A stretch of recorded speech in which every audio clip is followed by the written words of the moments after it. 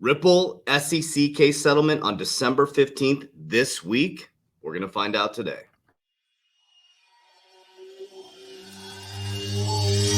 I ain't gonna give in now, I just gotta live this now. I'm gonna be man, I'ma kill this stuff real quick. I'ma go take it to town, cause I gotta be that king in their ring when I'm knocking them out when I'm back with the whip. Cause I am just up on the journey, just know that I'm just going insane.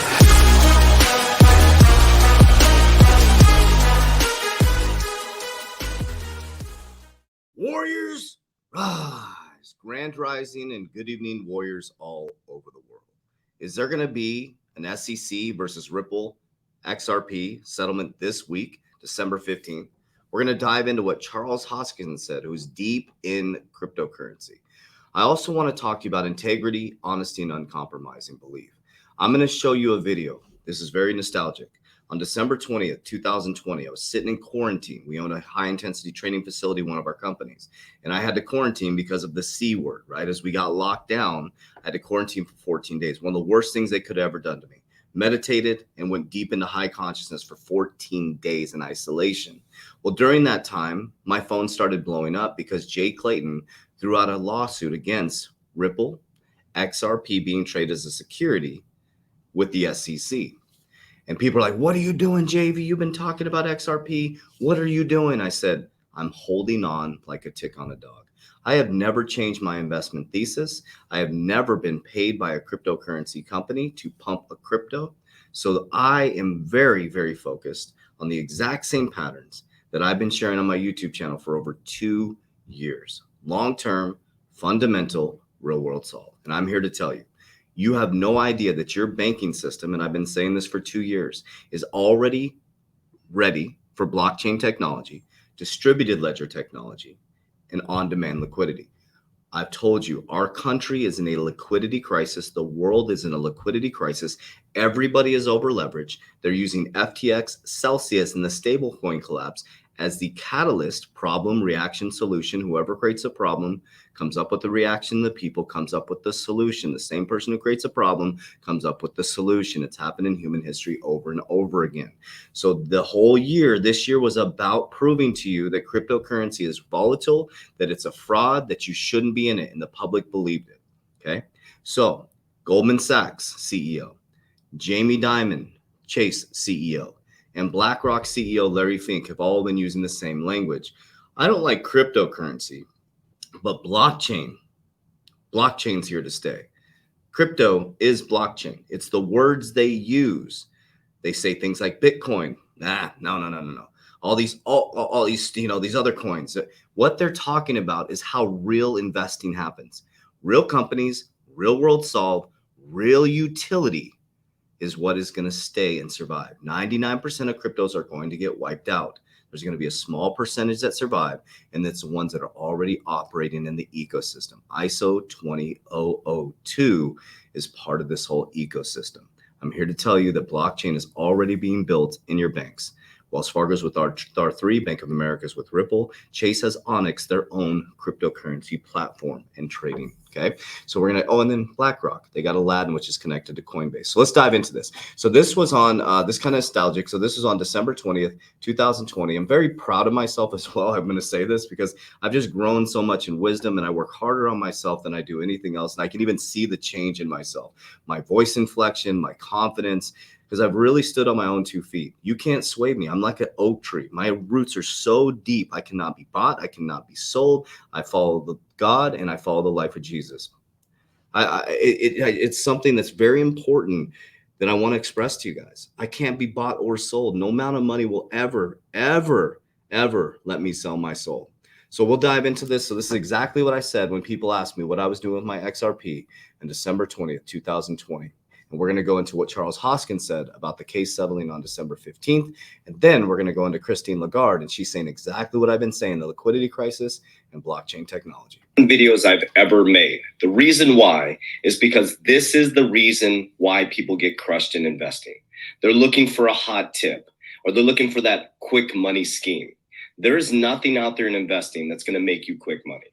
Now, if it does, you better get out very quickly, because what goes up must come down. But I want to share with you why I am not selling my XRP and why I didn't even flinch when the SEC put a lawsuit against XRP. And I'm going to show you something really cool. I'm going to show you live in real time. So what we're going to do today is I'm going to take you on a journey on how I do my investing. Now, I'm not a financial advisor. None of this is financial advice. I'm somebody who picks a company and I stick to my guns because I trust and know the ecosystem, the leadership team, and the real world solve. Boom. I've had the same thesis my whole time. I've never changed. I don't look for followers. I don't try to go viral. I allow the ecosystem to take care of itself. My videos don't go as viral as everybody else's because I'm not trying to sensationalize my YouTube. I'm sharing great information that I feel is pertinent, things that I'm actually doing for my own family and my own generational wealth. Okay, so that's exactly what I said 2 years ago. Okay, Charles Hoskins. So who is Charles Hoskins? Charles Hoskins is an American entrepreneur who is a co-founder of blockchain engineering company Input Output Global and Cardano blockchain platform, and was the co-founder of Ethereum blockchain platform. So he did a surprise AMA. He just popped up and did an AMA this weekend. He does these pretty frequently, but this is what he said about the Ripple case. Now, Charles Hoskins spends time flying to Washington, working with regulators. He's deep in the ecosystem. He's working to build freedom for us in the crypto space. That's his narrative. A bigger debacle. And this problem with regulations through enforcement, there's not much you can do. Just any given Sunday, it's whoever the regulator decides to pick. And then there's a big fight. $100 million is spent. It's brutal and vicious and a lot of hard feelings. And sometimes people win, sometimes people don't. I've heard rumors that the Ripple case will be settled December 15th, and we'll just see. And that could have catastrophic implications for the industry, one way or the other. But you just keep moving forward. Regardless of what happens, it's a decentralized ecosystem that you guys control. Boom. So he's pretty connected. And do I think it's going to settle on December 15th? I don't. I just don't. If it does, fantastic. That's like in 2 days. Like that's 3 days away, 4 days away. That's crazy. Okay. But he's more connected than I am. I'm a YouTuber here guessing just like everybody else. Right. But here's what we know is happening in the ecosystem. I want a big shout out. I will put this video down below. If you type in XRP VILLE on YouTube, he did a great job putting this video together for about the money market funds. With Christine Lagarde. We're going to watch this whole video. It's 4 minutes. You got to listen to what they're saying, family. The narrative about FTX was the narrative to bring in regulation. Okay. It's coming. It's here. Hold on like a tick on a dog. Money market funds experienced acute liquidity strains. You all remember that. This reflected a structural liquidity mismatch at the heart of their operations, with them offering on-demand liquidity to investors while at the same time investing in more illiquid assets. That is because we must contend with potentially new sources of financial stability risk. For example, one area in which the financial system is adapting to new technologies is in the so-called crypto assets and decentralized finance, DeFi. Crypto assets are exceptionally volatile and pose considerable risks to consumers. Recall, after peaking in November 21, that was just a year ago, the price of Bitcoin fell by almost 75% in 1 year. And only last month, we saw the chaotic, complete collapse of FTX, a crypto asset exchange once valued at $32 billion and a critical player in that field. Boom. Okay, narrative. Let me translate this for you, okay? This is what the public's hearing. Bitcoin collapsed 70%. Ma'am, just to let you know, the crypto market is tiny compared to the global financial market. So if a whale moves their money, it collapses. It's because there's not enough demand. There's not enough volume in there. That's why it's so volatile. As the institutions come in and there's more volume and there's trillions of dollars in there, those will get smaller and smaller and smaller. But she tells the public, well, of course it's going to be volatile. And it's also the greatest opportunity. If you pay attention, you don't get greedy to pull profits. Okay. Then she talks about FTX. FTX was by design to bring in regulation. My opinion only. While the impact of such episodes has been contained so far, systemic risk could easily arise from increasing interlinkages between the crypto ecosystem and the traditional financial system. Policymakers, including macroprudential authorities, must carefully consider if and how the crypto ecosystem needs to be regulated. So what she just said is you have all these decentralized exchanges. We're coming smashing. There's going to be a few big boys and big girls left, okay? It's going to be Coinbase is going to be there. They're connected to BlackRock through Aladdin. They're in part of the banking cartel, DCG group. It's all connected. Okay, crypto.com. I saw some information from our amazing host Abs that they're fully collateralized. They're good to go. So we'll take a deep dive on that. Kraken's a cryptocurrency bank. We'll see. These are not financial advice, but a lot of these little exchanges, it's like, hey, if you don't get up with regulation, if you don't get your account at the central bank, your master account, you will no longer survive. Europe has been at the forefront here with the agreement on the Markets in Crypto Assets Regulation, also known as MiCA. Its swift implementation is key to closing regulatory gaps. Did you see that? It's swift. She's saying we need to activate now, like now. This is coming. We're like we just jumped in a time machine. Boom. Did you hear? They've been like facetiously. She's like, regulators, get your shit together. We're moving forward. FTX collapse. Everybody deploy. MiCA providing a consistent framework for crypto asset issuance and service provision in the EU. Perfect. She said crypto assets issuance. They're telling you crypto is here to stay. She just told you it's not going away. You just got to play the game and understand which ones are going to survive and how they're going to regulate this and what it's going to look like. Implementation is a few months, if not a couple of years away, unfortunately. But be it as it may. Few months or a couple of years away, which, I mean, that's a big gap, right? That's a big difference. This can, in any event, only be a first step.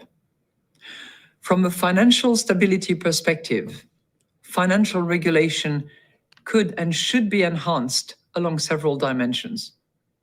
For instance, sectoral financial regulation needs to address the risk from interlinkages through financial institutions' exposures to crypto assets. Monitoring needs to be complemented. Okay, she keeps talking about financial linkages. ISO 20022. Which cryptos are connected to banks? Ethereum through consensus. Okay, Ethereum's deep in the banking system. We got R3, which is ISO 20002, sorry. You got R3, which is connected to Wells Fargo. You got Onyx, which is its own ecosystem, right? You got Onyx and you got JPM Coin. You got Ripple connected to Bank of America.